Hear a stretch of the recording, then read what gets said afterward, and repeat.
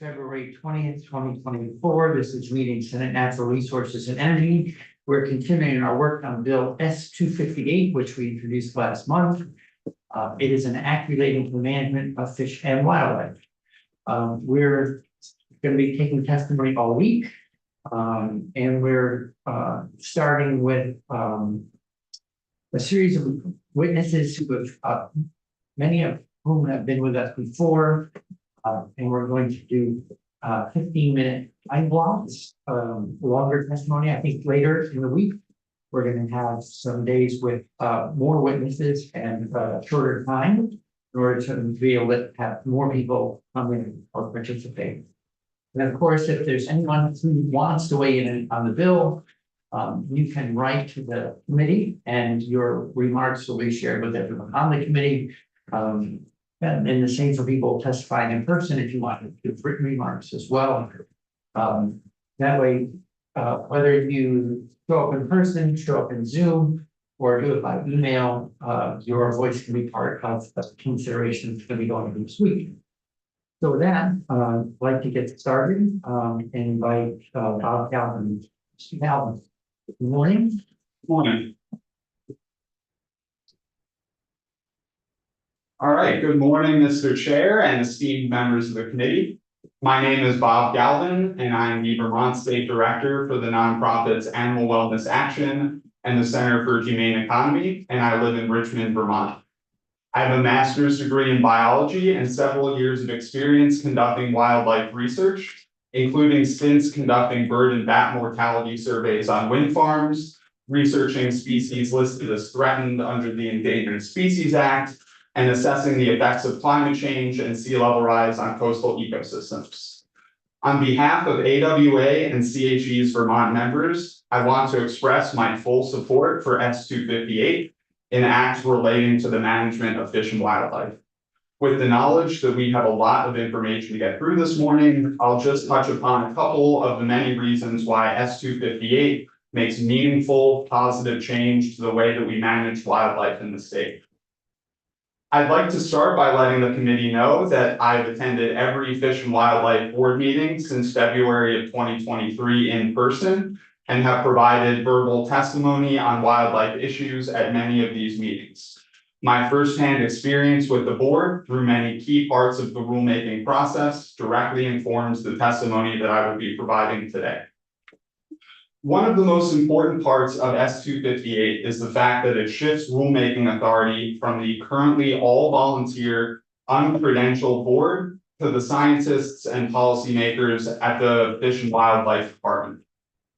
This change in authority would put the Fish and Wildlife Board in line with hundreds of other advisory-only boards throughout the state of Vermont, and would allow for decision-making to be grounded in science to a greater degree than it currently is.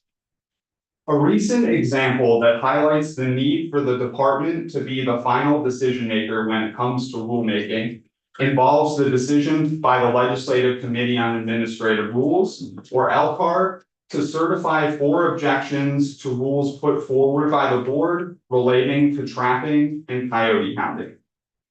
As Senators Bray and McDonald know, it is an uncommon thing for LCAR to certify objections to rulemaking.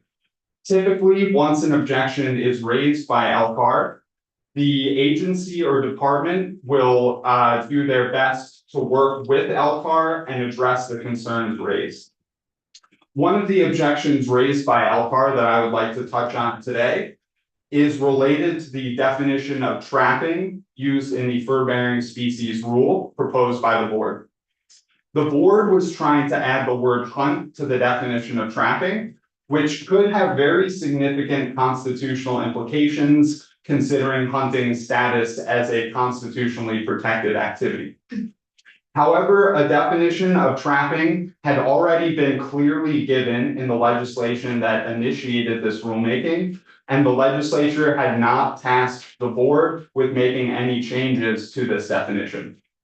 In October 26, 2023 memo from members of LCAR to the department made that clear, saying that the rules, quote, can be made without amending the definition of trapping that is already in the fur-bearing species rule and that preserving the existing definition of trapping in the fur-bearing species rule is consistent with the specific intent of Act 159, end quote.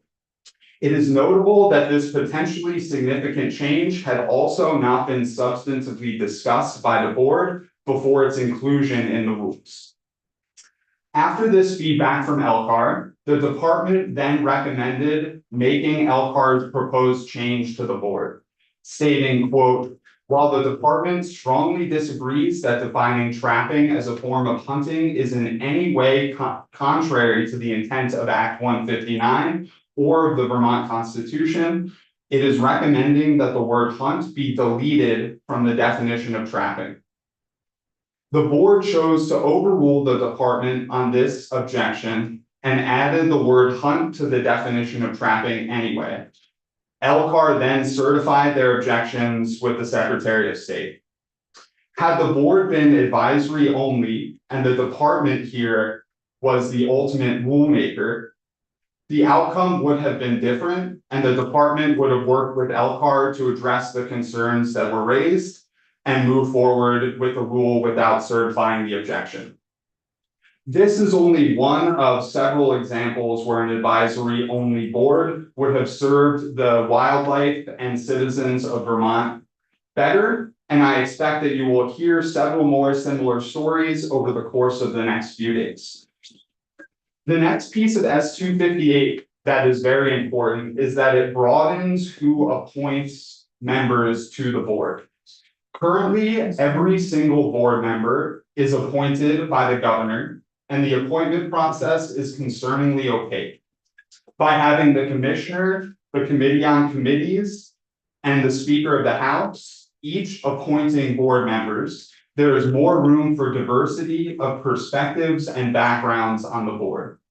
Requiring that prospective board members apply in writing to the appointing authority and that the appointing authority will have to acknowledge the receipt of each applicant will further enhance the transparency of the appointment process.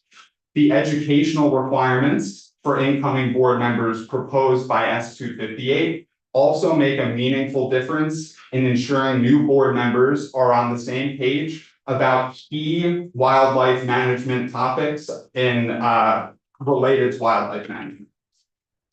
Currently, there are no explicit requirements in terms of education or experiential background for board members. S-258 fills that critical gap in the appointment process by providing clear considerations that the appointing authority will have to think about when they are proposing new board members. One of the most important of these considerations is the requirement to have both consumptive and non-consumptive wildlife users on the board. Having attended close to a year's worth of board meetings, it is clear that the board is not representing the views and perspectives of those of us who do not hunt, fish, or trap, be it by not considering or discussing the public comments of wildlife advocates at board meetings, dismissing well-researched petitions without substantive conversation, or calling wildlife advocates bunny huggers in a derogatory manner at a board meeting. A very significant percentage of Vermonters are not currently being heard by the Fish and Wildlife Board. By broadening who is sitting at the table while still ensuring that the scientists and policymakers at the Fish and Wildlife Department get the final say in rulemaking, S-258 gives that voice to so many Vermonters who care deeply about wildlife, but who choose to appreciate them in ways other than hunting, fishing, and trapping. On the topic of representation on the board, I have personally seen several thoughtful and motivated people try to get involved with the board and become frustrated and disillusioned by how little they feel heard over the course of time. These are Vermont citizens who have information to share and a desire to get more involved in wildlife management in the state, but because they are not in lockstep with the board on the topics of hunting, trapping, and fishing, they do not feel welcome or appreciated and eventually have stopped attending these board meetings altogether. I myself feel unwanted at these board meetings after attending them for over a year, And the fact that only 2 of the 14 board members have ever spoken to me directly at these meetings or outside of these meetings says something about the amount of acceptance that wildlife advocates receive by this board. I do want to emphasize here that I am not saying that the board should only be composed of non-consumptive wildlife users. I support hunters, trappers, and anglers being on the board and having a seat at the table. And I want to see other folks like non-consumptive bird watchers, hikers, scientists, and other Vermonters who have spent considerable time in the field studying and understanding wildlife to also be involved in the conversation. Representation matters, and we do not currently have a board that is representing the interests of all Vermonters. Finally, on the topic of coyote hounding, I would like to point to a December 14th, 2023 memo from LCAR to the department that states LCAR's opinion that the coyote hounding moratorium has not ended because a definition of control of hounds that satisfies the legislative mandate of Act 165 has still not been established, even after the rulemaking process. Quote, the fourth objection being filed in certified form shifts the burden of proof to the Fish and Wildlife Board in any action for judicial review or for enforcement of the rule, and should be interpreted as evidence that the current moratorium on pursuing coyote with the aid of dogs is not lifted, end quote. We fully agree with the prohibition on coyote hounding and on hunting coyotes over bait, and look forward to hearing more testimony on those 2 topics. Thank you very much for your time and consideration, and I look forward to answering any questions that you might have today or in the future. Any questions, Mr. Galvin? Thank you, Mr. Chair. How many Vermonters does your organization represent, and kind of what is your organization? So yeah, there are 2 different organizations, Animal Wellness Action and Center for Humane Economy. Center for Humane Economy is a 501c3, and we have currently about 220 Vermont members and supporters. And Animal Wellness Action is a 501c4, and we have roughly 150 Vermont members and supporters at the current time. Okay. And we work on all animal protection issues, on the educational front, on the legislative front, capacity building, and grassroots activism fronts as well. Oh, thank you. Sure. Thank you very much, Mr. Galvin. Next up is Mr. Bradley. Welcome, Mr. Bradley, good to see you again, and be back. Good to be here. Thank you very much, Jerry. Right. See if I can fold myself in here. Thank you very much to the committee for allowing the Federation to speak. As we may be aware, the Federation has existed in Vermont since 1875. I represent approximately 45 member clubs, over 14,000 members. In point of fact, it was my organization predecessors that actually established the Department of Fish and Wildlife. And that was done because we formed when white-tailed deer had been hunted to extinction in Vermont. And we formed specifically to reintroduce that species, and obviously we're successful. See if I can find my glasses here, age being what it is. I see some of them every night walking home. It's much like turkeys, very successful reintroduction. So every year I buy a Vermont combination hunting and fishing license to help support the Fish and Wildlife Department. In years past, I used to hunt and fish regularly, but for the past many years, I have not found the free time to do those activities.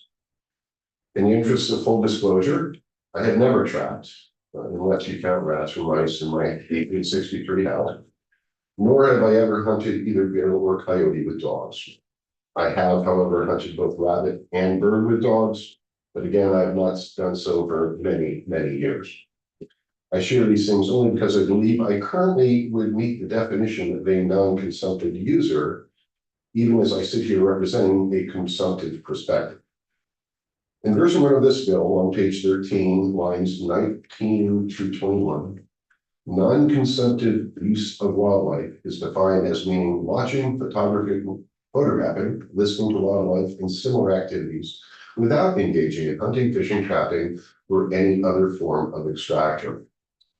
This begs the question: how many wildlife watchers, photographers, or audiophiles have contacted this committee, either verbally or otherwise, complaining that they are not getting the exposure to the wildlife they desire, setting aside those that wish that trapping and hunting would be banned?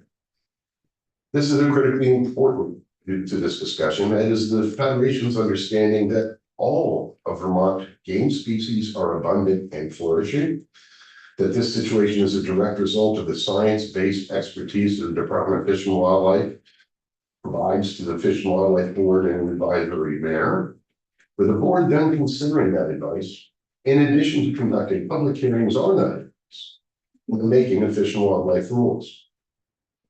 The first truth here is that it is a very rare event when the board does not accept the advice of the department. And we are aware of only a few examples where this has occurred, with the board using their experience to tweak what was suggested after considering public comment. And we believe that the department understood and accepted their proper logic.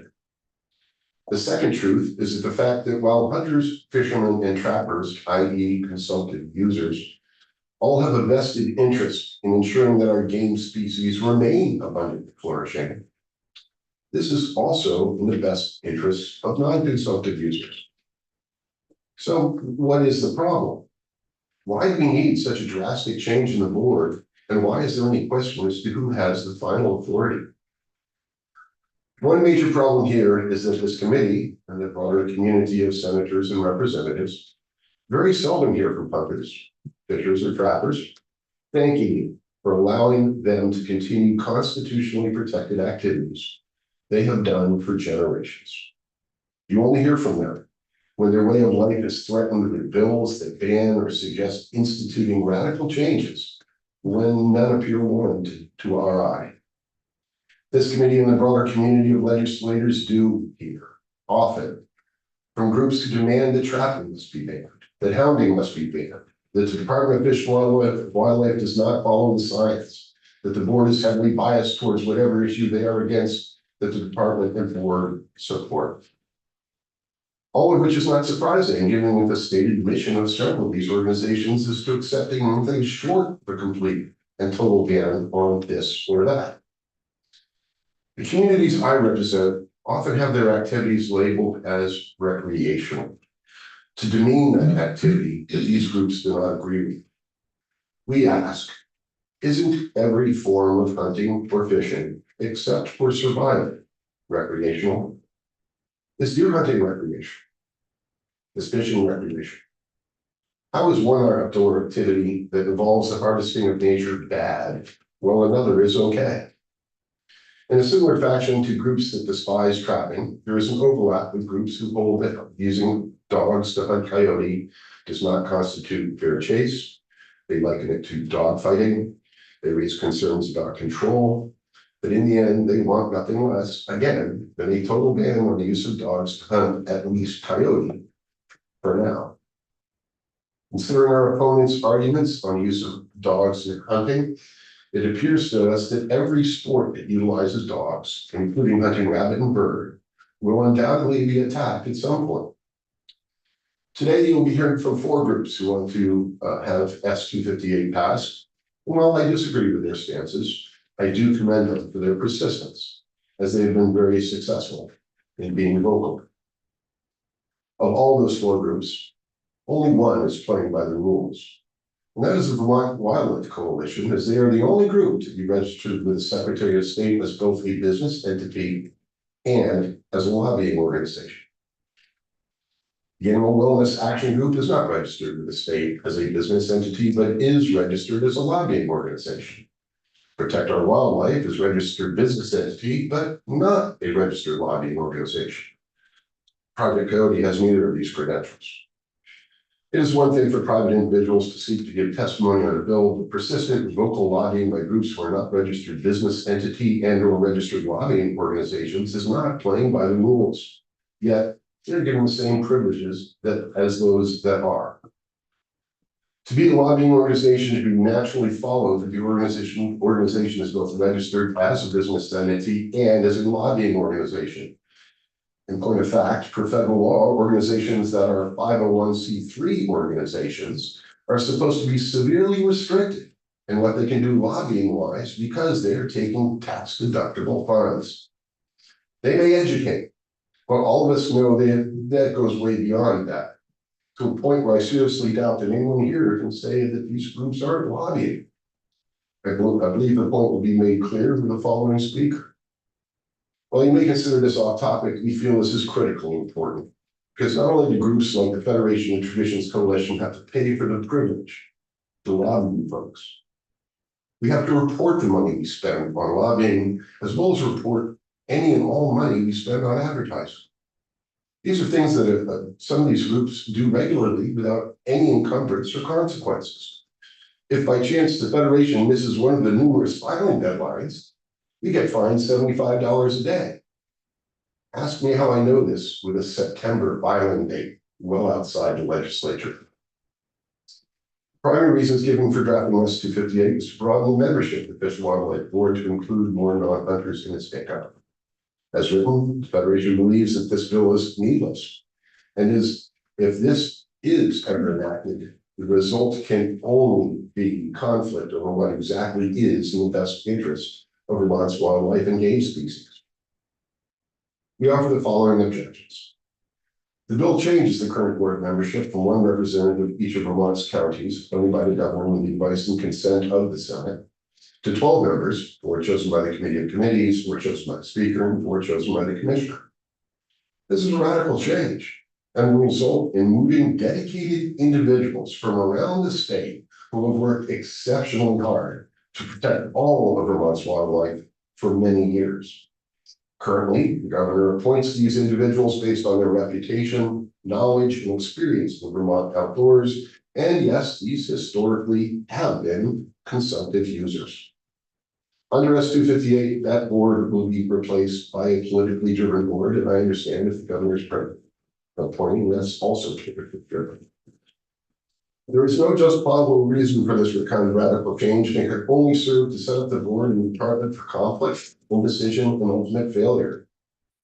2, the board moves from developing and implementing rules and regulations to being an advisory board to the Department of Fish and Wildlife.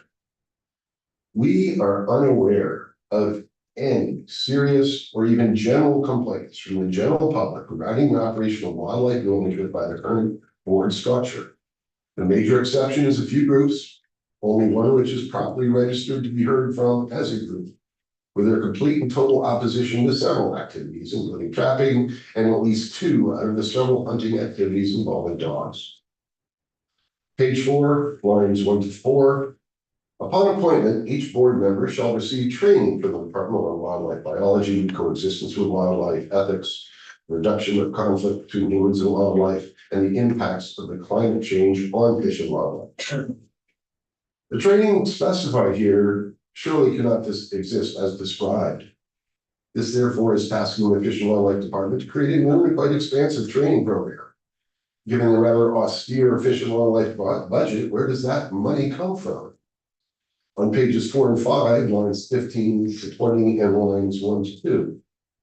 After a public hearing and an opportunity for the public to submit written comments, the board shall consider whether a proposed rule is designed to maintain the best health, population, viewing opportunities, and utilization levels for regulated species and of other necessary or desirable species that are ecologically related to the regulated species, and whether the rules are adequately supported by investigation and research conducted by the department.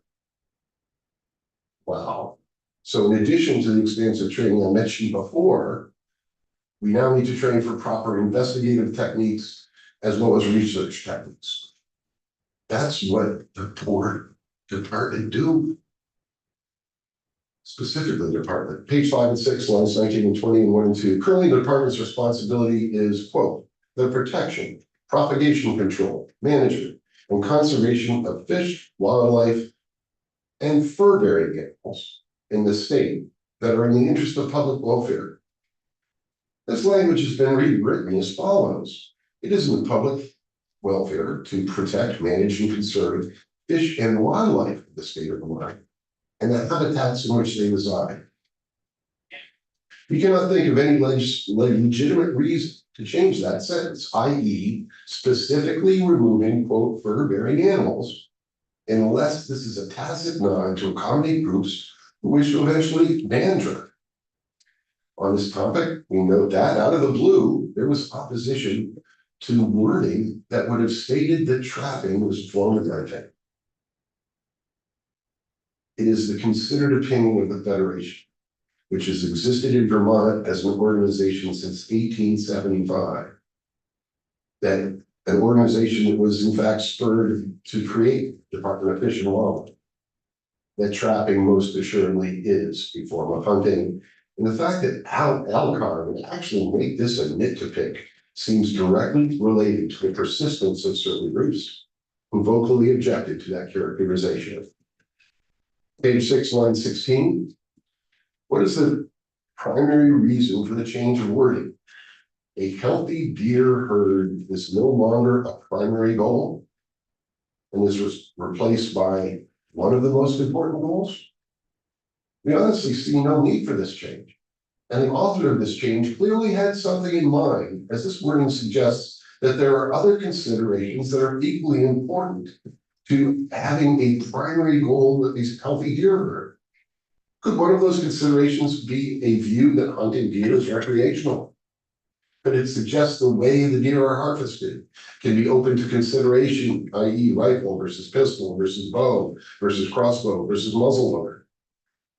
Certainly, there are good people out there that do not understand or condone hunting deer, despite the need of the primary goal being a healthy herd.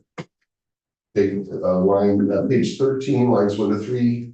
The terms of the members of the Fish and Wildlife Board as of the effective date of this act shall terminate 90 days after the effective date of this act. We are aware that existing Fish and Wildlife Board members can reapply for consideration of an appointment to this new and improved board. At this point, what might a board member be thinking?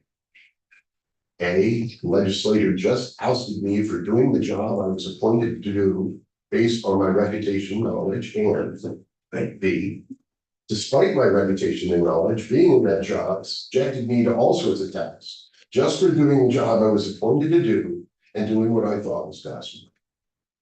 They won't reply. We tend to doubt that many will step forward, and we'll lose a great deal of expertise needlessly. If this bill exists and is moving is an affront to many. Regarding sections 8 and 9 that relate primarily to hunting coyote, we are severely disappointed to see such a reaction to the rules that the board promulgated regarding coyote hunting. S281, an act relating to hunting coyote with dogs, passed this committee unanimously. It then passed the Senate and then passed the House. Working groups were established on the topics of trapping and coyote hunting, with all groups represented, and I was pleased to participate in both. And other than no one accepting outright bans, concessions were made, and everybody knew going in that nobody would be happy with the results. Using the marching orders provided by the legislature, what was eventually implemented was based on what the legislature directed. What the Department of Fish and Wildlife thought best to implement that directive so as to regulate a previously unregulated activity, hunting coyote with hounds, with the board considering those suggestions and then promulgating the rules it thought best. Beyond the question of whether trapping is or is not a form of hunting as noted previously, the issue of control was raised and that the rules promulgated did not meet legislative intent. Despite information being provided that with today's technology, the required type of control can be realized, electric control of dogs is called into question. The proof of Say that word one more time, electric control of dogs. electronic control of dogs. Oh. dogs wear collars. Oh, I thought you were saying elected, and I was very confused. That makes a lot of sense. I didn't enunciate. No, that's, Electronic control of dogs is called into question. The proof of electronic control can be seen in the effectiveness of electronic dog fences. You have undoubtedly seen yards with little flags around the periphery of the yard. Those flags are visual indicators of an electronic dog fence, which works in conjunction with a special dog collar. When the dog approaches the electronic fence, the collar can be configured to issue a tone with volume increasing as the dog gets closer to the fence. It can issue a vibration of increasing intensity. It can issue a shock of increasing intensity, or a combination of these. Electronic dog fences work automatically without human monitoring, but with today's technology, the hounder is directly monitoring his animals. Not only can the hound remotely control his animals, but the hound's collars themselves can help control by alerting to the proximity of a registered posted property. Past observations on what constituted control over hounds is outdated in light of today's technology, with that technology being absolutely applicable to control over hunting animals. It can work, and training is a key. After 2 years of work groups, a whole bunch of dedicated work by the incredible people in the Fish and Wildlife Department, as well as the Fish and Wildlife Board, on top of the public hearings where no voice was silenced, not even 2 months into the implementation of the new rules to regulate coyote hunting with hounds. This bill wants to do a full stop without even having any opportunity to see the effectiveness. Mr. Bradley, we're 2 minutes over. You can wrap up. Last page, I apologize. Thank you. What was delivered was the result of a process that has been previously completely trusted, with a record that had been more than earned that trust, with the result being that all game species are abundant and flourishing. What was delivered, however, did not appease the opponents, legitimate or not. As can be seen from the agenda for this week, this bill was started in committee today and to be moved out within 4 days, which is unprecedented for a bill that makes this changes of this magnitude. The Federation opposes this bill, and we politely request a public hearing. You have any questions for me? Senator White, one question. Well, we're Question. running long. I apologize, I didn't. I just want to make sure everyone has enough. thank you, Mr. Chair. I'm gonna ask a very short, quick first question so that he doesn't hear me. So recreational is an offensive term or not an offensive term for I hunting? find it just, when you're finding recreational trapping, it implies that these people are out there for pure pleasure. It is not the thrill of the hunt. It's not, I just, it is a Well, it's monitor. good to know, Okay. because I never realized that that was an offensive way to put that. I've always, the people who I know in my life do consider it recreational, Well, so I didn't. To a certain extent, I do also consider it recreation, but in used in that way. You So find- you don't have to do this. It's something you're just doing to be cruel to animals. Won't use that term then. Thank you for that correction. Always want to make sure I'm using the right terminology. And then your disagreement with the bill in part with the training is because it's too much money? Is that the main point of disagreement? There's certainly, where is the money coming from? I mean, we're radically cutting the Fish and Wildlife budget. Salisbury, one word. Hi, everybody. So that's the disagreement. I understand. Okay, thank Yeah, you. we will, we'll be having outside of this bill conversation about solid, for sure. Very good. Any other questions? I'm sorry to be going long. Thank you, Chair. Thank you. We did point out something, I had to draft the bill in November, and since then, you've raised the point that other people have raised something, that the board goes from 14 to 12. So we are, as I have said since we first took the bill out in January, there's going to be an amendment to the bill. I'm proposing an amendment to the bill and that addresses the LCAR objections that were raised. It's already happened after our drafting of the bond. And but the other point is, I think, expanding it to 5 appointees per appointee entity, go to 15 will allow 1 per county and then 1 at large. So thanks for pointing out. Would there be another opportunity whenever this amendment is provided to testify to that? I'm sure will be, yes, and it will be public. It's just not, we'll see it tomorrow. Our lawyer wasn't available, presented today. No, thank you so much for your time. Appreciate it. Thank you. Next up is Ms. Galvenzi. Good morning. Good morning, everybody. Thank you for the opportunity to testify today. I'm Rana Galvenzi. I'm president and co-founder of Protect Our Wildlife. We are an all-volunteer nonprofit wildlife protection organization.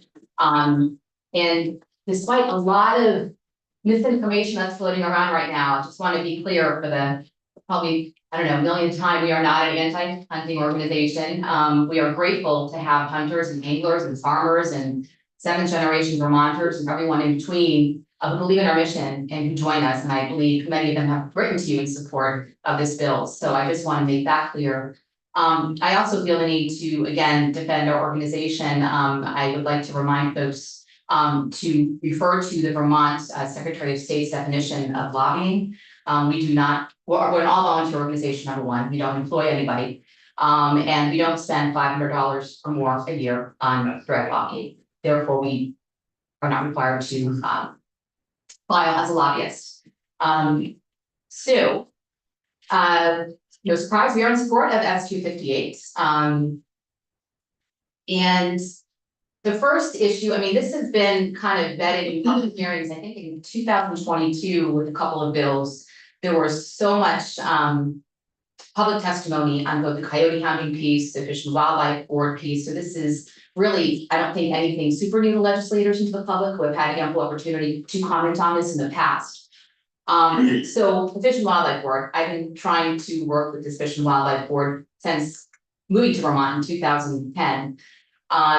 And I guess our big concern is that this board is making essentially public policy on a shared public resource, which is our shared wildlife, without representation from a diverse public.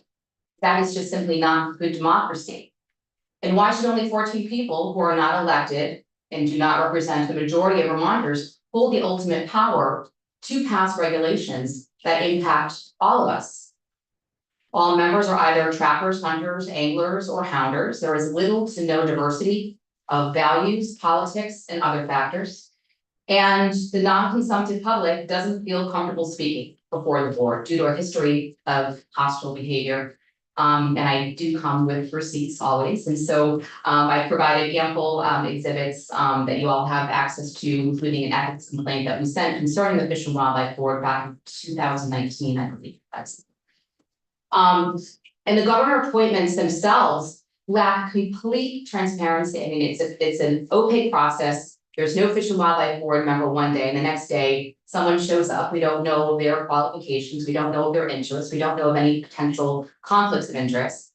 And on at least 2 occasions that we know of, board members were appointed without even submitting an application, a written statement of interest, no CVs, no resumes. While there were a number of qualified, albeit non-consumptive individuals who had formally applied, submitted long letters, resumes, they didn't even receive a courtesy of a response from the government.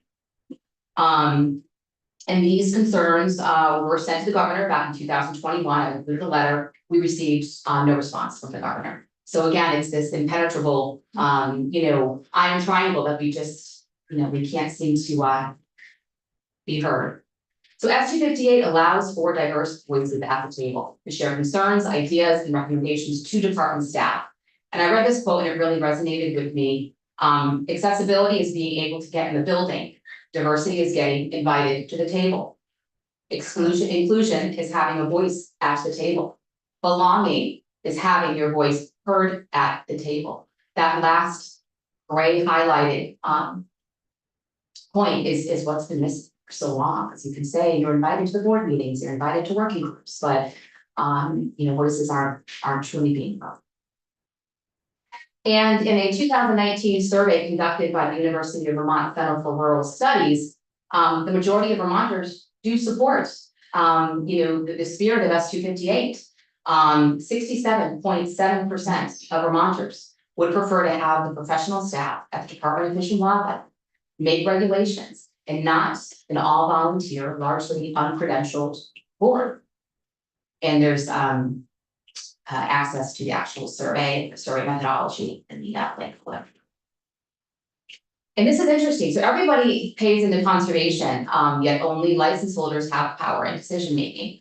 And this is becoming more and more relevant now due to changing values in Vermont, for better or for worse. This is just the reality of it.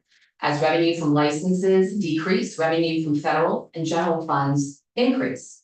So you see 64% of the department's license revenue came from, or budget came from license revenue, down to 26% in 2021. Federal revenues are at 33%, and oftentimes this is wrongly identified as strictly excise taxes on hunting and fishing equipment. Pittman Robertson, the large bulk of that money actually comes from recreational shooters, unaffiliated to hunting. So someone like myself who has a gun, buys ammunition, I'm essentially paying into the federal reserves, into the Pittman Robertson Act. And then 41% of the department's budget is general funding, again, that we all pay into at 25%. That includes tourists, you know, via the Meals and Rooms taxes, state and other. And we emailed the department to get clarification on what state and other means, and they have not responded to us, but I do know that 25% is general fund, and again, that's money that we all pay into, and we don't have a waste. And license sales have diminished over time. I don't think this is a surprise to anybody. 47,000 resident hunting licenses in 1985, down to 17,400 2021. This further kind of just illustrates the changing values in Vermont, and whose voices are being heard, who's paying for conservation, really. To Coyote County, I promise I won't have any super graphic videos or photos. I totally understand. I don't think that we can do the cause justice if we don't at least just show the reality of what's happening in Vermont. All these photos are from Vermont. So coyote hunting is a recreational activity where large, powerful hounds hunt coyotes, while hunters attempt to track the hounds on GPS, oftentimes miles away in their vehicles. There is no control of hounds that are running miles away by merely wearing GPS and shot collar. I participated heavily in the working group. I've been following this issue closely, listening in on, coyote counters, and, it's difficult to imagine how a pack of 4 hounds running in different directions, just because they're wearing a GPS and a shot collar, are under any real method of control, especially when the hounders are people with visual or verbal command. It's standard practice for the hounders to be following the hounds, in their trusts. So that is why, the Fish and Wildlife Department was challenged, rightfully so, by Elkhart, because they did not meet legislative intent to put forth a definition of control that will minimize future run-ins with the public. Vermonters, you talk about traditions, there's a tradition of property owner rights, violation of landowner rights. People want to be able to say what they want to happen on their property. That's a Vermonter thing, right? We should be able to say what we want. And despite landowners, posting posted signs or no trespassing signs, hounders will tell you themselves that hounds can't read posted signs. So every year there's violation of landowner right. This coyote here had been terrorized for miles through Vermont, through the woods by radio collared hounds, until the animal is seen here, sought refuge near private residence. The hounders showed up and shot the animal. And for anyone who's brave enough, there is video footage that accompanies this. Again, violation of private property rights. Again, there is no way to keep hounds off of private property or where they're not wanted when they're in pursuit of a coyote. This is just one of many examples. This is from Shore in Vermont, where someone who owns an orchard, an apple orchard, was afraid of these hounds running on his property because it caused his dogs to float through an electric fence.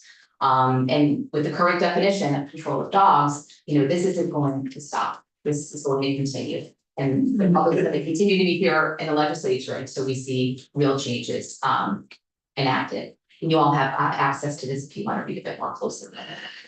And again, these hounds running at large is a public safety concern.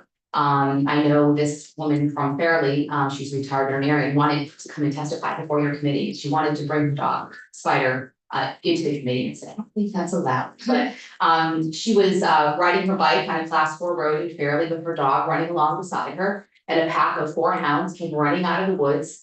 And her dog, by the way, looks like a coyote, similar to a coyote. The hounds, instead of turning their sights on his dog, continued to maul the dog for 2.5 to 3 miles. And until the hounders showed up. And the warden said, oh, you know, this was nothing illegal. You know, it's just, it's just what happens when you have packs of hounds running uncontrolled. These things can happen. So this is a public safety concern. This isn't the Vermont, again, for better or for worse, of the 1950s. Vermont is more populated, more people recreating on public lands, class 4 roads, more houses going up. There's going to be continued conflicts with the public. And I hope one day it doesn't end up in a person becoming severely injured. We also have hounds that are running uncontrolled into roads, right? I mean, they're gonna run where the coyote's running, and this is an example here on a Vermont hunting page where there's a dead coyote hound in the highway that got struck by a car. You know, this is also a public safety concern, right? I mean, you have a pack of hounds running into the road, you know, it puts motorists in danger.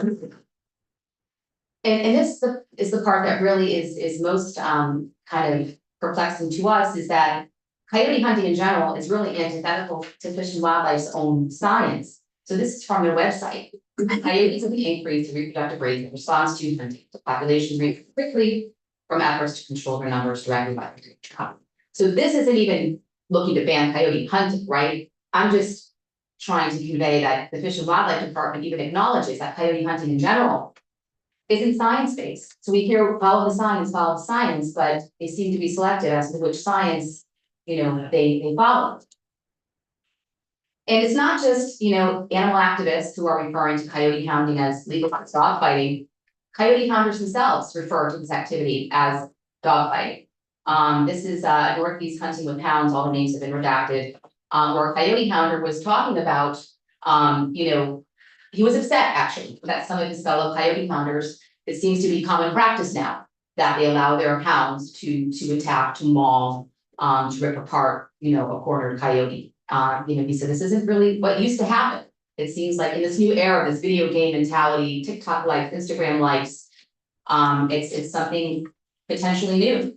And as you'll see here on the left, this is a photo from Vermont. You know, it places both the hounds and wildlife in danger, especially when the hounds, you know, confront the wild animal on the ground and the coyote turns around to fight. That's what the coyote's gonna do. Can't climb a tree.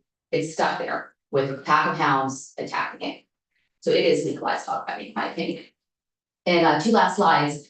Baiting coyotes. This is a photo from Sutton, Vermont, taken this month. Coyote hounders dump bait piles. Sometimes it's pig heads, sometimes it's you know, beaver carcasses, whatever they have. And Vermont Fish and Wildlife tells us, you know, do not bait wildlife. You know, it causes conflicts with people. You know, but again, it conflicts with their policies because they allow predator hunters to leave out bait piles that draws in all kinds of animals, causing, you know, conflicts in communities. So again, I would really like the department to follow their own science and stop baiting. And lastly, bait draws in domestic dogs who may be mistaken for coyotes and shot. In the matter of just 1 year, 3 dogs were attracted to bait piles set for coyotes, shot and killed. Dummerston, Barry, and Tunbridge. And I know you'll hear folks say, well, your dog should stay on their own property. Well, this dog here, I believe, had just ventured over into the neighbor's yard. You know, she smelled the gut piles, she smelled deer carcasses, and, you know, coyote hunter, you know, was mistaken her for a coyote and shot killed her. So it's this type of, you know, activity that's causing a lot of problems for communities and for wildlife. And S258 is a win. It's a win for wildlife, it's a win for the public, for democracy, and really the future of conservation that is lacking traditional license fees. The department needs to start drawing in people like Protect Our Wildlife and the non-consumptive public. They need us to augment their funding. And if you allow us to become part of the decision-making paradigm, we can work together to fund the department into the future. So that's all I have. Nothing to that, right? Thank you. Do we have an electronic copy of? You do. It includes all the exhibits that were across from. It does. Okay, great. Okay, thank you very much. And I appreciate your your willingness to remove some of the videos. Oh, yes, I understand. Next up, Mr. Covey.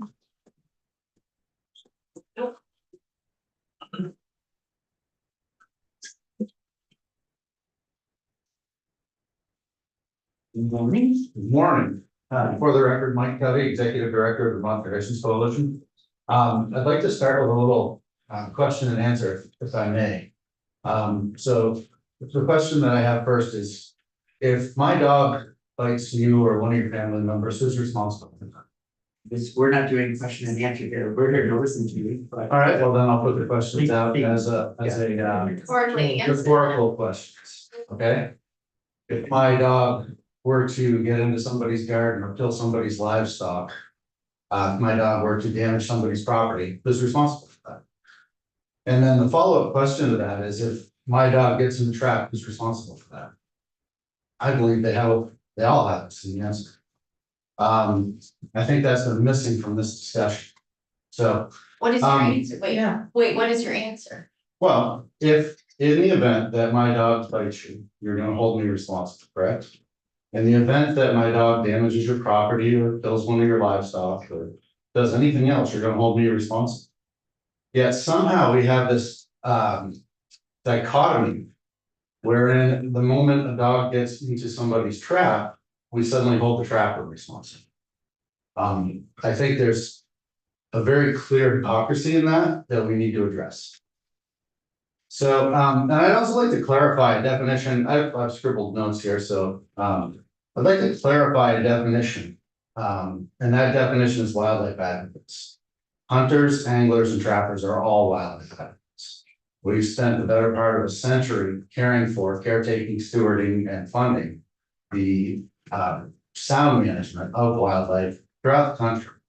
And so to suddenly be kind of targeted as disposable in so many ways is very off-putting. Trapping in statute, to touch on that piece, trapping is hunting. It's not debatable. In statute, we talk about hunting as the taking of game by various mechanisms and any other tool or device, right? So trapping is statutorily in the state of Vermont, only hunting. The whole argument that somehow the board was out of line by acknowledging that is demonstrably incorrect. So in 2020, we were forced by the pandemic to build an online mechanism for reporting big game, or else we wouldn't have been able to hold hunting seasons. Then Commissioner Lewis Porter used emergency rulemaking authority granted to him to do that. Animal rights activists, including some in this room, were immediately mobilized and up in arms against this, claiming that it was too much power for the commissioner, that the board had no ability to delegate their authority, and that the Fish and Wildlife Board was the proper authority and process for such an undertaking.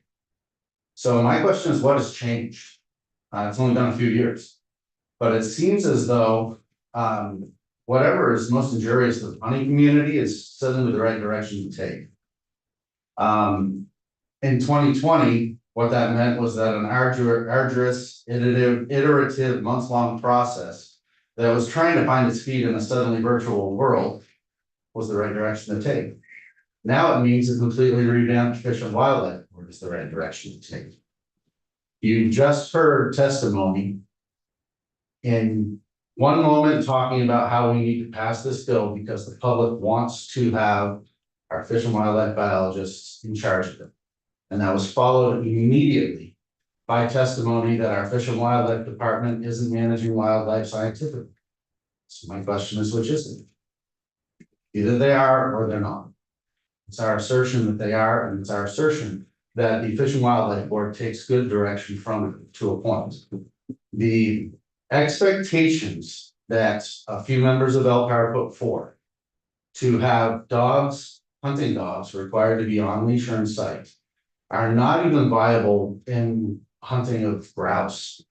It's just not practical for the use of a hunting dog to be able to do that. Therefore, the board stopped short of that and did an extremely good job of regulating that activity to the extent that it could be regulated without ending it by overregulation. They were asked to end it by overregulation and did not, and in no time was the intent of the legislature shown to be that they wanted to end the hounding of coyotes. The language that was given to the legislature at large, that came out of this committee unanimous, left space for that activity.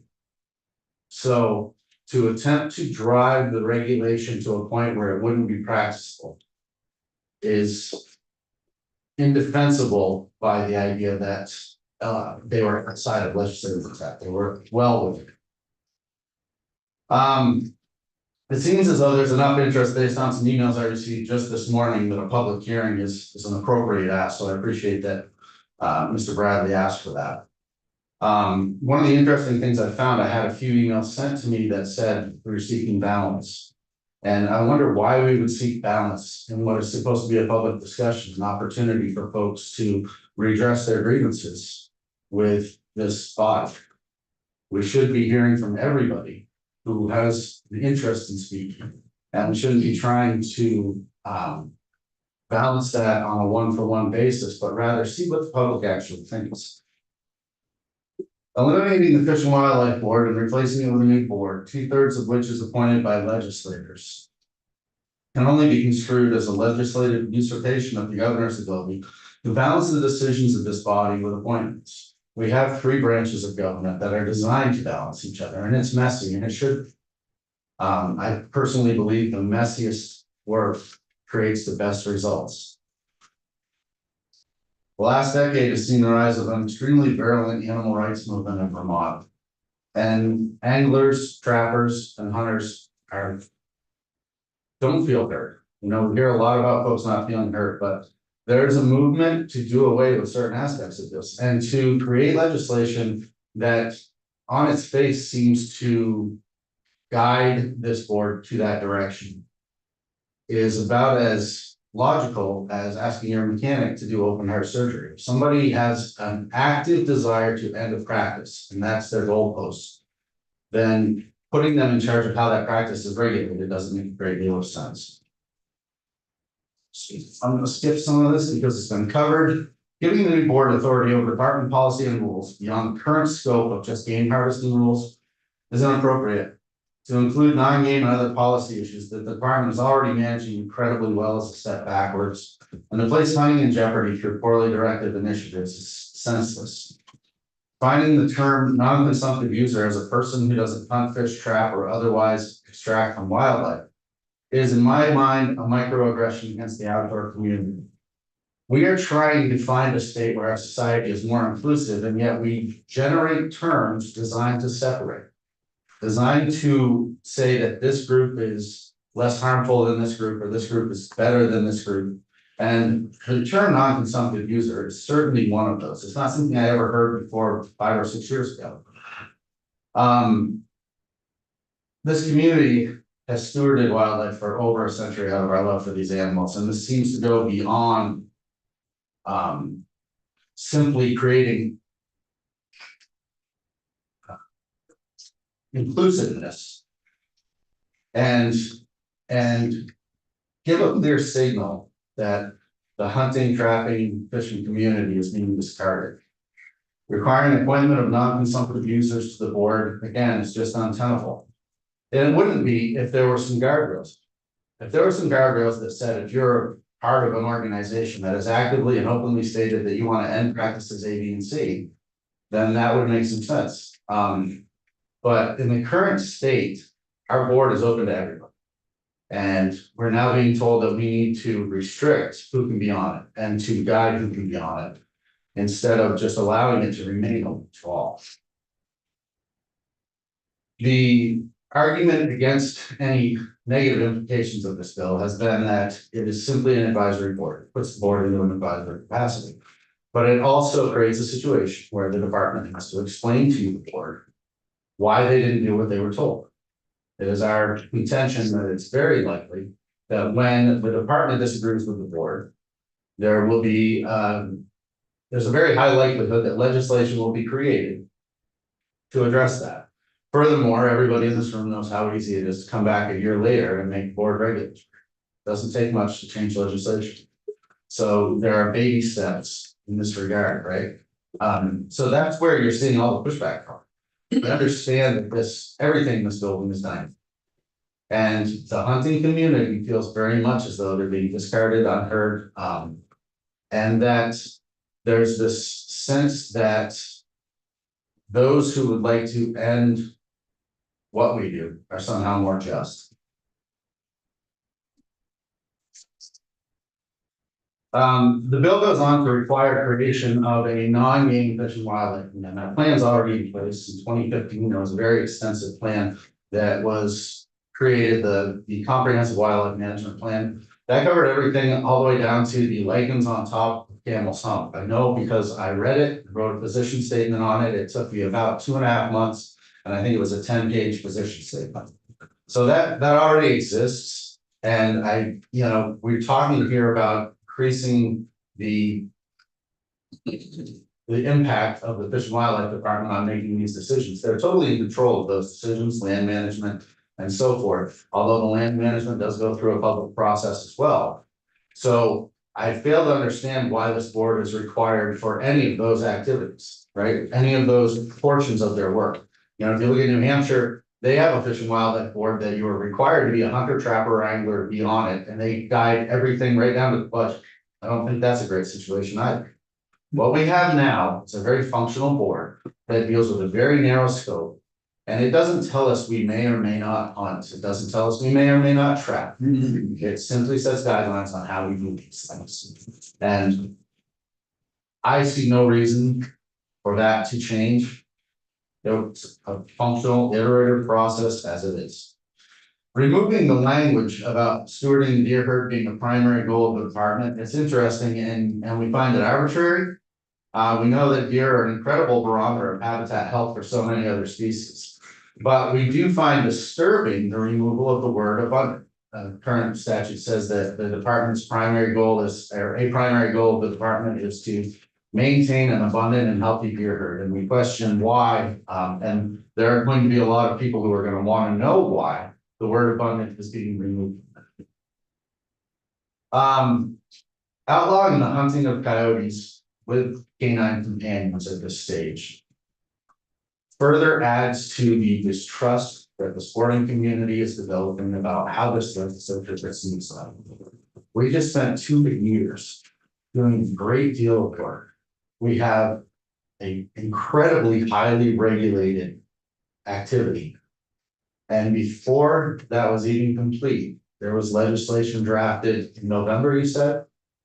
To do away with that activity. So before the LCAR process was even complete, we see legislation that was drafted to do away with that activity.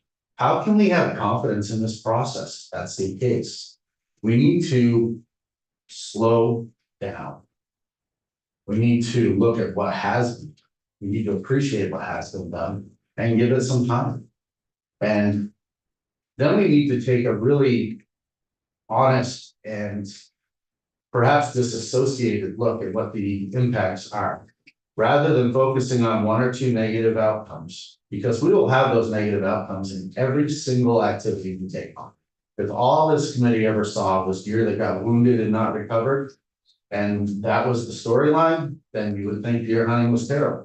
There are something on the order of, I don't know how many millions of pounds of venison harvested in the state of Vermont annually. A great deal of people rely on that, right? But if that's all you saw, then would you be inclined to end that activity as well? Right? You need to understand that within every activity, there will be bad outcomes. And if a few bad outcomes are going to end an activity, we've got a lot more work to do in this building and banning a lot more activities. Outlawing the taking of coyotes with bait is problematic. The way it's phrased, taking of coyotes with bait would include trapping. Again, this is either poorly thought out or directed. And I can't speak to which that is, but trapping coyotes is, a valuable tool, especially for folks who are, who have farms, who have livestock. And what we often don't consider when we're discussing trapping, and we discuss it as recreational or nuisance, is that for every individual who's out there trapping avocationally on the landscape, the work they're doing is reducing conflict with humans to begin with, which interestingly is a stated goal of the training that the folks in this bill would receive. So if we already have activities on the landscape that are reducing those conflicts, why would we remove those? So the outlawing of taking coyotes with bait is again a non-starter. I think I've covered most of what I have. One of the things we did here in the LCAR discussions, you know, we hear that these folks are not opposed to hunting. But in the conversations in LCAR, we talked about methods of dispatch. And so we heard that bow archery tackle was a cruel method of dispatch. We heard that muzzle loading firearms, black powder rifles were an unacceptable method of dispatch. I think there need to be some very real questions asked that are much more direct than do you or do you not support hunting? And those questions need to be, do you support the moose as it's been put forth by our biologists? Do you support the taking of big game with archery tackle? Those direct questions, whenever I've asked them, have been met with a stone wall that, you know, I'm not gonna answer those because we don't trust you. That's fine, but that's an easy yes or no answer. There's nothing diabolical in it. Either you do or do not support these activities. And I would love to see this committee begin asking those harder, more direct questions. There's our position that this bill is fairly clearly designed to create an outcome rather than to address a process. And we should be quite satisfied with the process we have. When it takes almost 2 years to create regulation, we're doing it right. Thank you, Mr. Chair, and thank you so much for coming today, Mr. Cubby. I appreciate your testimony. Certainly, when I co-sponsored the bill, it wasn't to direct a certain outcome to get rid of hunting or trapping or fishing or anything like that, just to be clear. So I just want to respond to that assertion right there. That wasn't my purpose in co-sponsoring the bill. I don't think there is a directed outcome, but I appreciate that you could perceive it that way. How many folks do hunt with dogs for coyotes? So Like, what's the numbers? on there that? were certainly more than there are. I believe there were 36 permit applications put in, but I know folks who sold their dogs as recently as December of last year because they had given up. Which is really disappointing, you know. I understand there are different perspectives on this. But when we supported regulating the sector, we supported regulating it well, not to a degree where it would be impossible to practice. When we have just now seen those regulations go into effect. And now today to hear that the language was already there to ban that activity before those regulations. And before the LCAR dissension and all of that. It's just very difficult to perceive anything as being, you know, in this bill as being less than headed towards that. Okay, well, I definitely disagree with that. So what was 36 permit activities, that's the number? of 36 people? permit holders, yes, Permit 36 holders. people So applied. that, okay, So there may have been more prior to that, but there's been a 2-year hiatus. That's, you know, you're talking about caring for however many dogs one owns for a very long time at a very high expense. and what is your, I'm not familiar with the Vermont Traditions Coalition. So we advocate for hunting, fishing, trapping, snowmobiling, forestry, public land access, public land management. Whenever there's a land plan, we try to analyze it and give input that would help create a better outcome there. Whether that is, you know, creation of early successional habitat, which is a looming habitat crisis, or ensuring access for everybody, not just the physically able. So. And are you a membership organization or? We are an umbrella organization, so we have 20 to 30 member organizations. Under our umbrella. Okay, I understand. And I just don't know, I'm not Yeah. familiar. So you're the lobbyist for, Yes. Okay, and you represent just this organization? I do not, I represent others, but I don't. know Okay. what's germane to the conversation. No, I just didn't know if that was, it was all, yeah. No, that is my primary function. Yeah, I Um, think you've been at other committees too, Yeah, but. I I got into that because this is also my life, so I get a little impassioned. Right, Um, fair enough. I do all three of these activities and it matters. Hey, I hear you. So, but thank you. I was not familiar. Okay, thank you very much, and, we need to move on, we're running a little long. And I will say as we're transitioning that, there is, absolutely no intent to, disparage or limit hunting in the state of Vermont, in terms of the reason for drafting the bill. Totally. So next up is, Sarah Gorsline. Yes, I made it in person, Good morning. luckily. Good morning, everyone. Thank you for being. Sure. My name is Sarah Borsline. I'm a Grand Island County resident in Vermont. Thank you to Senator Bray and for this committee for the opportunity to speak to you today. I'm speaking here today on behalf of myself as a Vermonter. I'm also speaking on behalf of Project Coyote and their Vermont constituents. We stand in strong support of S-258, a critical wildlife bill that arrives at this nexus in time of mass species extinction, a biodiversity crisis, and a climate crisis. Project Coyote is a national science-based nonprofit whose mission is to promote compassionate conservation and coexistence between people and wildlife through education, science, and advocacy. We support the right of all Vermonters to hunt for food in a fair chase, humane, and ethical manner. Hunting that in the case of herbivores can be very beneficial for numbers. We do not support the hunting of apex predators, bear, coyote, wolves, bobcat, and fisher, because science shows us that these species are key ecosystem regulators and are essential for ecosystem health. Scientific studies also show that apex predator populations are generally self-regulating, so their removal through hunting is not necessary to control their numbers. For example, as Vermont Fish and Wildlife states on their website, quote, "The coyote family group is territorial and defends the core home range from other coyotes, thus limiting the total number of coyotes that Vermont can support," end quote. S-258 would make Vermont a leader in science-based wildlife management in the United States. This bill would modernize wildlife policy, democratize the process of creating wildlife rules, and would support healthier Vermont ecosystems, which benefit us all. So what's the mission of Vermont Fish and Wildlife overall? The department's mission, as stated on their website, is, quote, "the conservation of fish, wildlife, and plants and their habitats for the people of Vermont," end quote.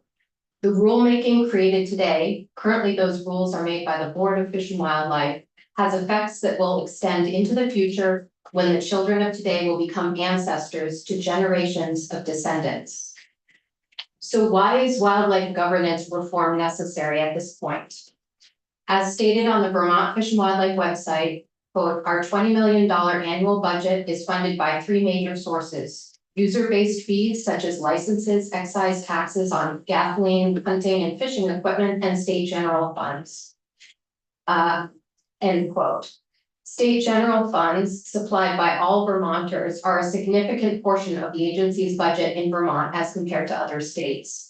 Yet the voices of non-consumptive Vermonters, those who use wild spaces to recreate on foot, bicycle with pets, to ski, swim, photograph, or relax and observe, these Vermonters have struggled to have their voices heard and gain a seat at the table where wildlife policy is concerned with the current board.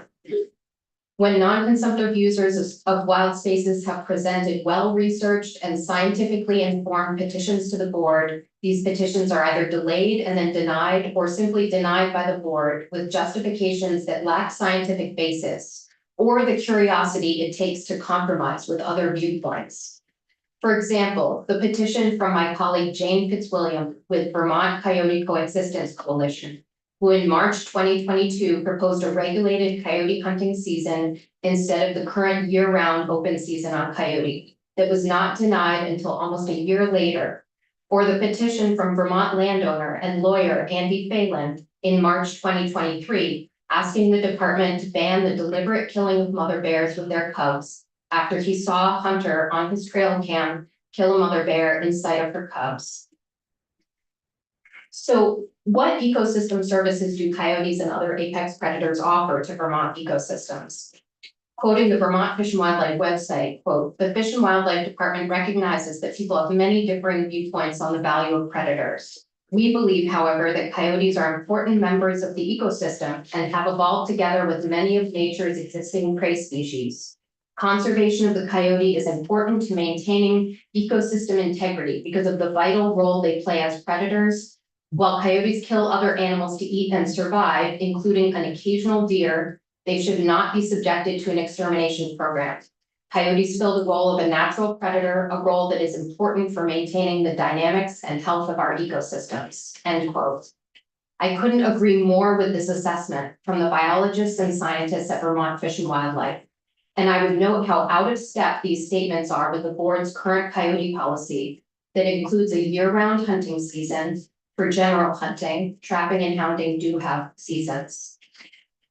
Eastern coyote, eastern wolves who are dispersing in this region, bear, fisher, bobcat, and the protected lynx are critical ecosystem allies who help manage the health and well-being of Vermont ecosystems through what scientists call trophic cascades.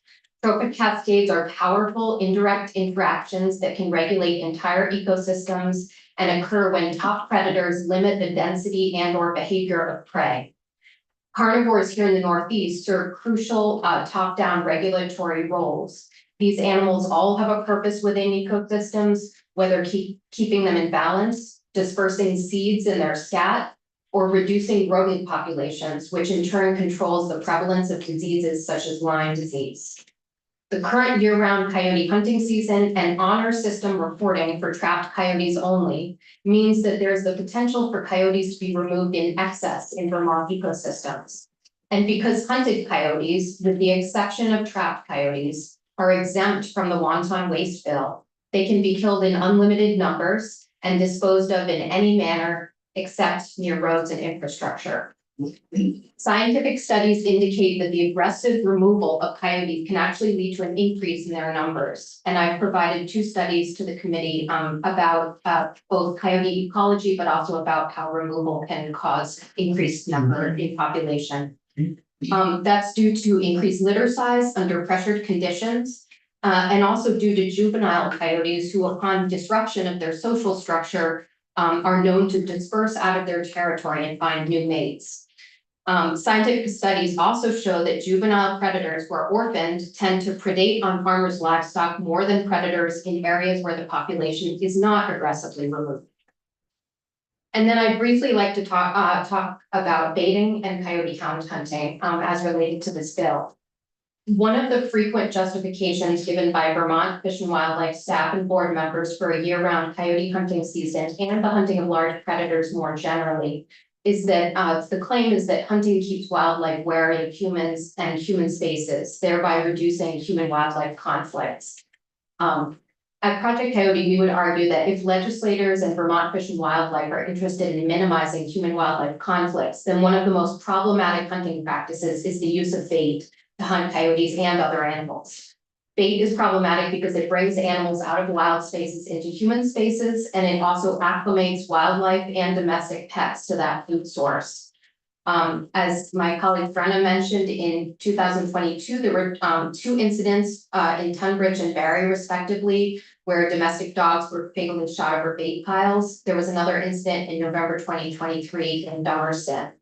I've also submitted 3 handouts documenting those 3 cases of dogs being shot over bait.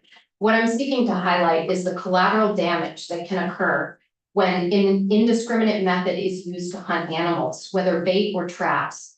Baiting increases the likelihood that pets or non-targeted animals will be killed.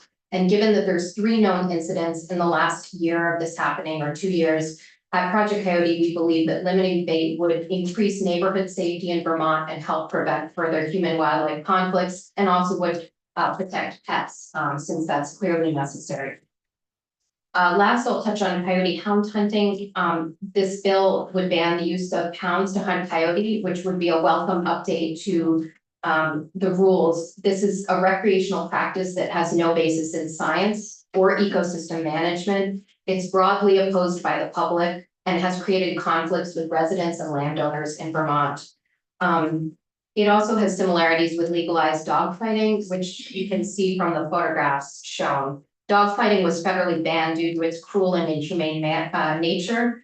And documentation indicates that there have been only under 40 permits issued for coyote hound hunting in 2024. I'll be generous there, indicating that this is a hunting method practiced by very few Vermonters. There's hundreds of thousands of us.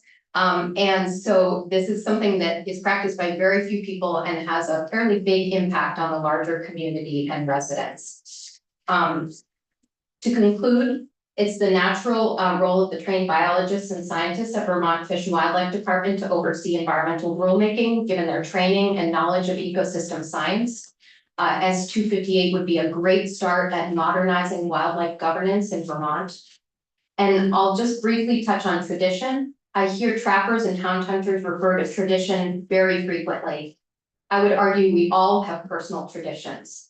And I would also argue that when personal traditions affect the larger community and public safety, then I would ask, how are those traditions going to adapt to new understandings provided by science, to living together with other community members in Vermont, some of whom are impacted by traditions like hound hunting, trapping, and baiting of wildlife. I understand and respect that hunters, trappers, anglers, and hound hunters like to recreate how they do in wild spaces.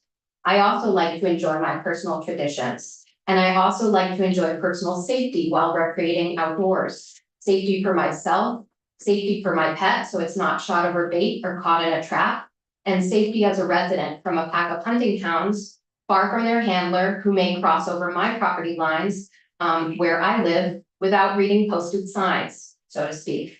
I appreciate the opportunity to share these thoughts, and I welcome any questions, and I'm happy to answer questions by email or provide further resources. Thank you. Thank you. And we have your testimony electronic form as well. You don't, but I would be happy to send that. Okay, sure, Will do. great. I mean, that goes for everyone who's providing testimony today or in general. If you submit electronic testimony, then we'll put it on the website, so everyone will have access to it. Happy to. Everyone who's speaking today has a lot of information to share, and it's helpful to be able to come back to it because with very lot of things we like to be able to review. Absolutely, understood. Thank you so much for your time. Thank you. Excuse me, sir. I'm sorry. Next up is David Kelly. Pat Berry is next on the list, but as I understand it, Berry is sick today. Okay. And we'll reschedule for later this week. And one quick note, so I know people have been talking about a public hearing, so I would say we're taking testimony all week. This is a public hearing day by day by day. We're going to hear from many dozens of witnesses. Also, anyone can submit written testimony. I think a lot of us have already heard from constituents. The bill's been in discussion since the first week of the legislature. I think by now I've already received hundreds of emails, as I think many others have. So it's it's been a long process, and we'll be taking more all week long. So with that, sorry, Mr. Kelly, please run the tagline.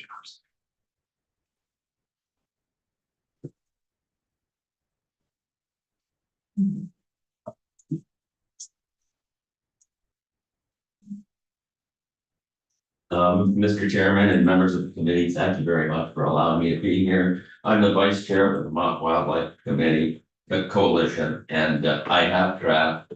I have hunted with dogs, primarily beagles and English setters. And I would venture to say that I have fished every trout stream in Vermont, Maine, Idaho, and Montana. I want to make three basic simple points here today. First, The position of the Vermont Wildlife Coalition is that the Fish and Wildlife Board too easily ignored the General Assembly and the general public. As you know, Chapter 2, Section 67 of our Constitution says that the inhabitants of this state shall have a constitutional right to hunt, fowl, and fish under proper regulations to be made and provided by the General Assembly, not the governor. The General Assembly is charged with that responsibility.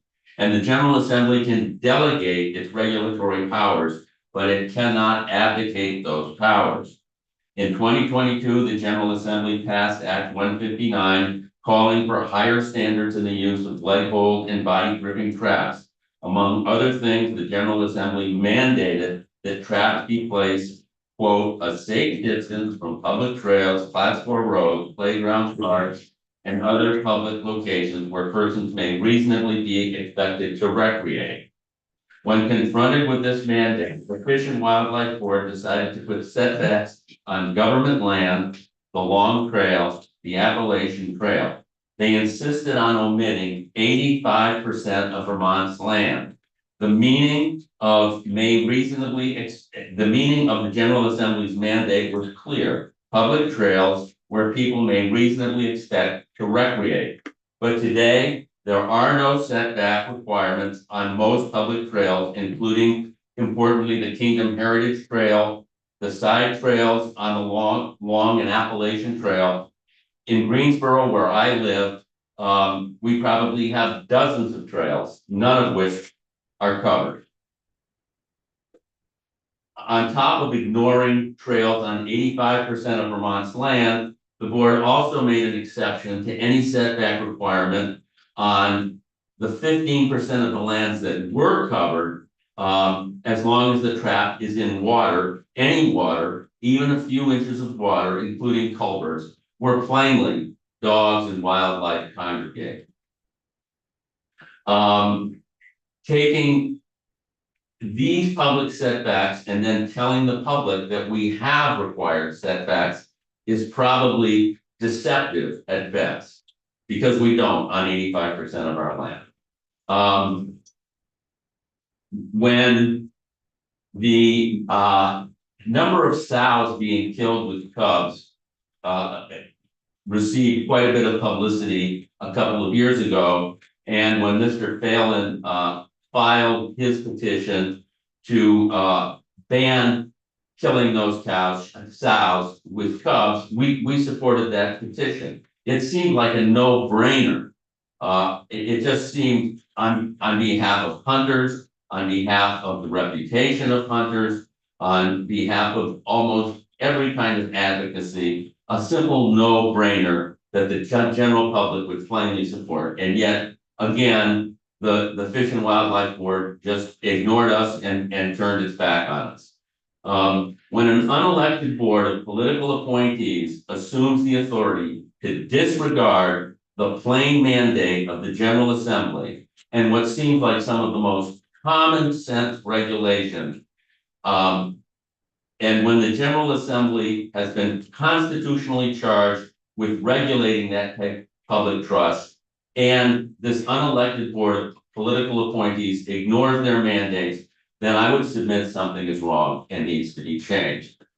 The second point we wanted to make here today is that Vermont's wildlife management is inadequate to our current challenges. According to the Agency of Natural Resources, Vermont is losing 1,500 acres of wildlife habitat a year. It should be obvious to all of us by now that climate change is stressing almost every species on the planet. And the Vermont Wildlife Fund tells us that the world is in the midst of a 6th mass extinction.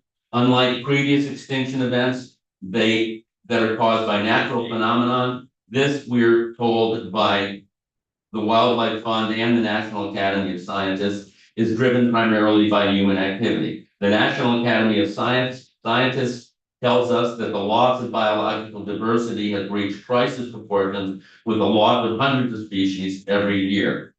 I recently read a column by Mike Covey. The headline read, "Let scientists, not activists, manage Vermont's wildlife."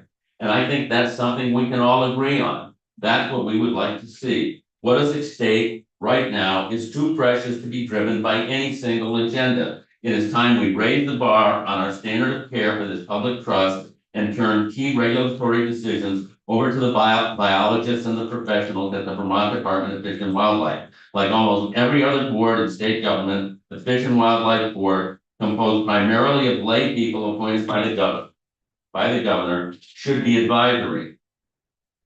As was noted earlier, if our car needs fixing, we go to an auto mechanic. If our knees need fixing, we go to an orthopedist.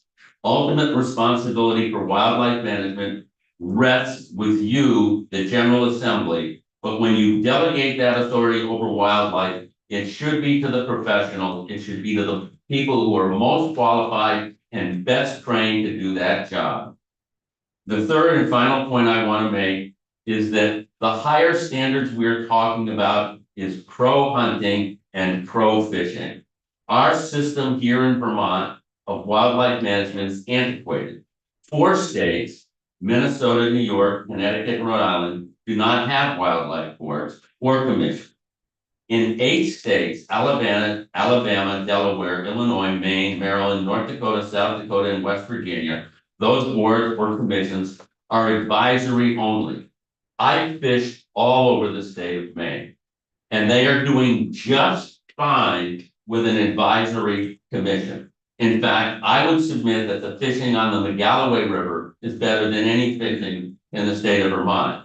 I don't fish in South Dakota, but I don't hunt in South Dakota, but I have friends who hunt in South Dakota, and they tell me with an advisory commission, the hunting in South Dakota is very, very good. I fish as much as anyone in this room or in this building. My father used to say I fished so much that I was on a first name basis with most of the trout in Vermont. Steve Wright, the former commissioner of the Department of Fish and Wildlife, was a longtime fishing partner of mine, who, by the way, had 2 Brittany Spaniels caught in Lake Bowl traps. I fish in Maine, and as I said earlier, the fishing on the McGalloway, the Aroostook, and the eastern outlet from Moosehead Lake are as good or better than any fishing in Vermont. They're doing just fine with an advisory board. I'm a 5th generation Vermonter. I grew up in a hunting family. When I was young, we hunted rabbits with a beagle. When I was older, I hunted birds with English setters. My favorite English setter was an English setter named Tori. Tori was not the greatest hunting dog in the world. She pointed at everything that flew, including grasshoppers and pigeons.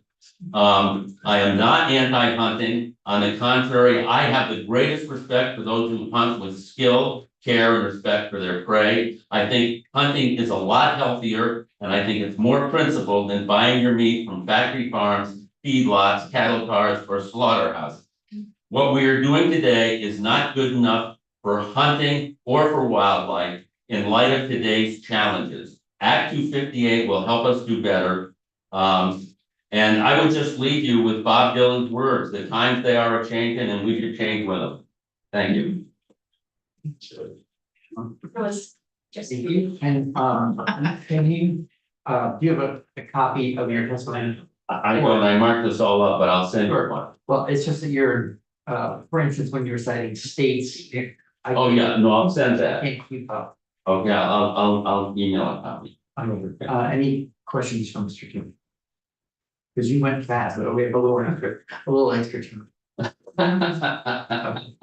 Thank you very much. Thank you. And with that, we are moving on to familiar face, former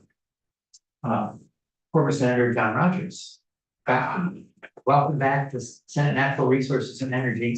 Thank you, Mr. Chair. We haven't changed furniture a whole lot. Now there's no longer a nice deer skull over there. I know. Oh, I think you took that home with you when you left. yeah. I wasn't gonna leave that for David Sheets to put up in the attic somewhere. I, like Mike, took a few notes as people were speaking, and just like to briefly comment on those. Humans are an apex predator. The comments about hounds tearing coyotes apart, that, I mean, I don't support that. If I was hunting coyotes with dogs, I would hope that they were making ethical shots. But I don't know if any of you have ever seen a coyote hunting. A coyote is apt to carry a rabbit around while it's still alive in its mouth. When it kills a deer, it strips the tendons from its back legs and starts eating it while it's still alive.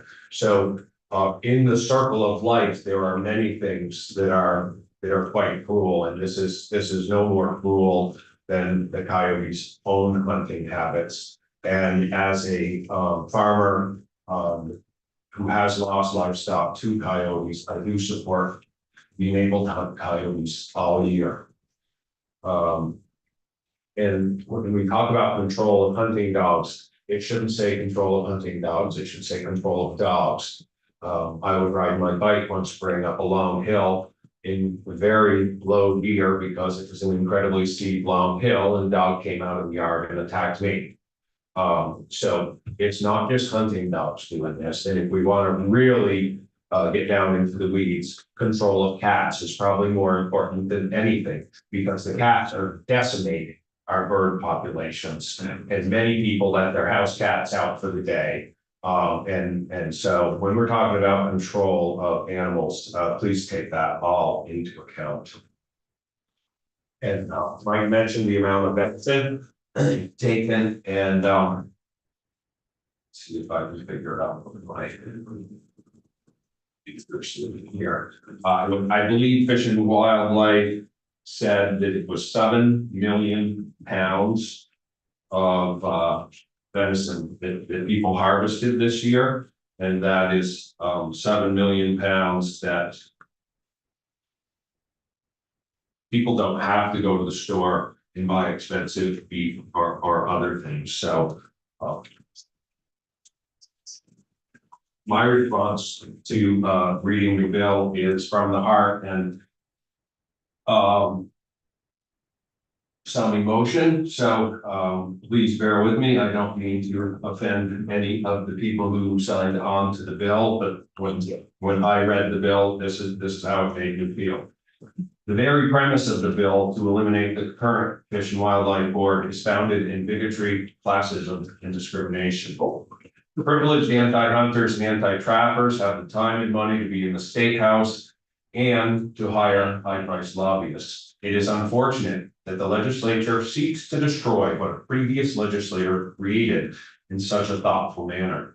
The legislature in the late 60s realized that they've been doing a terrible job of managing the deer herd and other fish and wildlife related issues. They wisely created a board that represented all corners of the state, with people who spent time out in nature, fishing, hunting, trapping, and observing wildlife. I would challenge the committee to stop by any automotive, truck, heavy equipment, or farm machinery shop and ask the people who work there if they support this legislation. You will find little, if any, support for the disposal of the Fish and Wildlife Board. I would challenge you to stop by any construction site and talk to the carpenters, electricians, plumbers, masons, excavators, and all the other tradespeople on the project. You would find very little, if any, support for the disposal of the Fish and Wildlife Board. These people do not have the time to spend in the state house lobbying for their rights. They do not have the money to hire expensive lawyers. The majority of sportsmen are working class or working poor. The people who are pushing for these changes are largely privileged white people. It is a clear example of discrimination and classism of the people they do not respect. The people who are pushing for these bills have stated they want to end hunting and trapping. Non-consumptive is a meaningless, made-up word that seeks to make us other. If you drive a car, use the roads, fly on an airplane, or shop in a grocery store, your impacts are destroying ecosystems all over the world. Even if you claim to be a vegan or a vegetarian or some such thing, you're still supporting the destruction of ecosystems. For every place there is a farm, there was once a thriving ecosystem before the farmer started growing lettuce and tomatoes for your salad. There is a massive impact on wildlife for all foods that are trucked here from all over the country and all over the world. Every road, bridge, factory, and store is built on top of what used to be a vibrant ecosystem. The only way to have no negative impact is to dig a hole about 6 foot deep and 3 feet around, curl up in the fetal position with no clothes on and have someone bury. Then you're actually benefiting the plant. I will guarantee that the venison I eat that's harvested on my own farm has fewer negative impacts on the planet than the salads that are imported from California, Mexico, and who knows where else. Hunting, fishing, and trapping are human rights. They are as important to the existence of humanity as eating, drinking, breathing, and procreation. For much of human history, those who could not or did not hunt were either dependent on those who did, or they were dead. Hunting, fishing, and trapping are ingrained in us and are instinctual. The Fish and Wildlife Board has done a good job overseeing Vermont's fish and wildlife for many years. Those who seek to replace it have stated publicly that they want to end all hunting and trapping. Would you appoint a white supremacist or a neo-Nazi to a social justice committee? Would you put an atheist on the board of a religious organization? I have seen the vitriol of the antis. I have been a target of their lies and misinformation. I would be willing to bet that I do more for wildlife than every person in this room combined. I paid over $22,000 in property taxes this year for my nearly 500 acres of farm and forest. I planted around 20 acres of wildlife food plot and set aside another 20 acres for grassland birds like bobolinks. I have released nearly 100 wild apple trees. I see deer, bear, turkey, moose, coyotes, fox, and other animals feeding, bedding, and hunting in my fields. I have bobolinks, bluebirds, barn swallows, tree swallows, woodcocks, and many other birds, including several types of raptors and large flocks of snowbirds in the winter, all living on my farm. My land provides ecosystem services for many Vermonters, and I get nothing for it except a ridiculous tax bill. I have seen the antis post calling hunters knuckle draggers and murderers. I have seen them call our children mass murderers in training. These are the same people that want to be on the board. The department is subject to political appointees. The Speaker's office and the Committee on Committees has no connection to fish and wildlife issues. That is the very reason the legislature created the Fish and Wildlife Board, to change the structure of the board that is functioning, as well as any board in the state would be wrong. In my view, it would be one more step towards the cultural genocide of my people. Thank you, Senator White. Thank you, Mr. Chair. Gosh, you have some good language. I don't know how to repeat any of the things that you said. And I've always appreciated your flair when it comes to disagreeing with things. I just want to ask, because I was a bit confused by your testimony. Your stance is you're against the bill. Totally. Yep, got that. Clear. But the reason you're against it is because you feel that the individuals who have proposed the legislation are doing it because we want to take away the rights of low income. Is that No, kind of the? so my classism comment is that it is largely privileged people who don't want this, and it's largely lower class, I shouldn't use that term, but working class and working poor people who fish and hunt. They don't have the money to get on a plane and go to the Bahamas. They don't do a lot of the recreational things that the privileged do. A lot of people take their work vacation during deer season, so they can go hunting and don't have to have the expense. So my premise is, why are we messing with something that has been working good since '69 when the legislature implemented it? Because the legislature understood that they no longer had as many people in the body hunting and fishing anymore and didn't have the experience. So they, I think quite wisely, created a group of people that represented all the areas of the state and are all people who spend time out in nature. And that's like myself. I harvested a deer this year, but I watched deer a lot more than I shot one.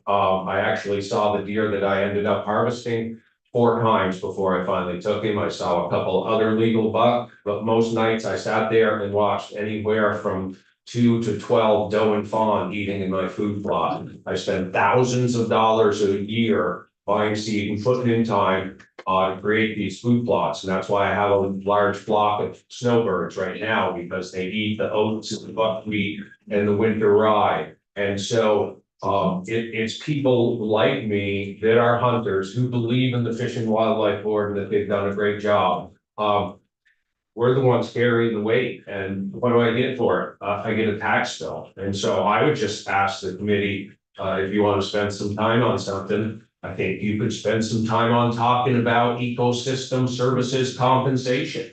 I mean, my land you're right. is sequestering the carbon of thousands of Vermonters. And I get nothing for it but a $22,000 tax bill.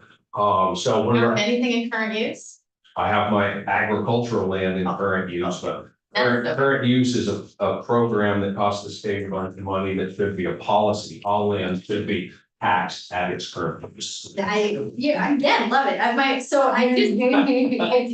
just really appreciate your flair. And I just want to let you know that personally, and I won't speak for the rest of the committee, although I think some of your points are kind of trying to reflect on the intent behind it. I would just say, I grew up in a low income situation. I live in affordable housing. I come from a family of people who hunt. In fact, yesterday was talking to someone about this very subject in an automotive, in a garage. So it was very apropos that you brought that up. And they actually did agree with my opinion. So I don't think that that's a fair characterization of the bill, although I really respect the points we make. And we certainly should make sure that as we're creating legislation, that we're considering the concerns of folks who aren't able to afford to have a lobbyist present. And I would even say our chair actually is on construction sites the other part of the year. And so, so I would say that while he may not be able to afford a lobbyist on this, he certainly does have some perspectives from that tradesperson role. So I appreciate your testimony, although I think one of the problems I'm already sensing with this legislation is this is a very fraught conversation about the identity of Vermont. And I think anytime that we have these conversations, we should be really careful about some of the terminology we use. Because it has led to threats against members of the committee. It has led to, as you pointed out. Believe me, I've had plenty of threats in my day, plenty of nasty grams, so I know all about that. So how about we just endeavor to not do that to each other? Yes, so I spend. So I appreciate it. And I appreciate that as well, but I spend a lot of time talking with people in my area, being in masonry and excavation. I've not heard one single person that I talk to that hunts and fish in those areas in construction and tradespeople who thinks this is a good idea. They're all very supportive of the Fish and Wildlife Board and think putting people who are against fishing and hunting is a bad idea and will lead to bad things. But also I think the most pressing point is we don't believe that the speaker or the committee on committees are the best place these days to be appointing people. And we look at it and go, it's not broke, why are we fixing it? Thank you. Thank you. I was particularly interested in your comment about, say, like putting an atheist on a religious board, which I think is a really interesting analogy. But it makes me wonder about just the definition or like the purpose of the board. And so I guess I would just ask, how would you describe the purpose of the board? The purpose of the board is to oversee fishing, hunting, and trapping regulation. Thank you. So the board, I think the language could be improved around the membership to make sure that it says, the idea is balance. But it doesn't specify what that means. So I think we can be maybe a little more specific so that people know that people with the very experience you're talking about are an essential part of that board. Because people who, spend time in the woods, but not engaged in the can also be part of that conversation. So, I did want to ask about the venison. So the bill is in no way anti-hunting. So I'm honestly, I'm a little puzzled. I mean, I've had venison, I'm in support of hunting. And actually, I can't think of really a much more respectful way of relating to an animal than consuming it, it becomes part of your body, you know, that's a very intimate relationship. So I don't get why people are worried about deer hunting. Well, from our perspective, we're worried about all types of hunting because we've dealt with these same people who are pushing for this bill. So of course, we're gonna be suspicious, and when they have publicly stated their missions, some of them is to eliminate all trapping, some of them is to eliminate all hunting. And so we know how political things are, and we believe that with these additions to the board, we are not going to get the same type of representation for the people who actually take part. If I think if you wanted to create another board who oversaw the portion of, excuse me, the Fish and Wildlife Department for non-game species, you know, I think that would be acceptable, but to put people who are opposed to hunting and trapping on a board that makes suggestions to the department about how to oversee hunting and trapping regulations is problematic. I think the criteria, sorry, the criteria in the bill about being selected for the board, I think are couched in all positive terms, like a knowledge of fishing, hunting, trapping, wildlife, biology, ecosystems, stuff like that. And I think it's unfortunate that people are drawn to thinking that that means there's sort of a reading between the lines, there's an anti-hunting piece in it. It's all about knowledge, broad knowledge of what's going on in the wildlife community, and doesn't distinguish game from non-game and their habitat, because you know it's all one system, whether it's a game animal you're seeing or not. Explaining, well, I do have a question for you. You know how definitions are important piece of the bill that's been easily not seem so important. Do you have an alternative to this phrase non-consumptive, which I would say is a little bit To me, non-consumptive is kind of like wind farm. An industrial wind power plant is an anti-farm, and non-consumptive. I mean, and first, from my perspective, if you're walking in the forest, you're doing damage to the ecosystem. If you're, and so, I don't have an alternative to non-consumptive. Why do we have to make that distinguishment at all? Why do we have to even have that word in there? They should be appointed based on their skills and knowledge, and it shouldn't matter if they're consumptive or non-consumptive. Why does that matter? I think that's the point. so Okay, first of all, I want to point out I have not said a word for 2 hours. You must have been making up a song in your head while we were here. Well, speaking of which, I made my living for many years as a singer-songwriter with my guitar. I have been more poor than anybody in this room. Okay, I am not an overly privileged person, okay? I do like to think I have a good taste in walking in food, but I don't, okay?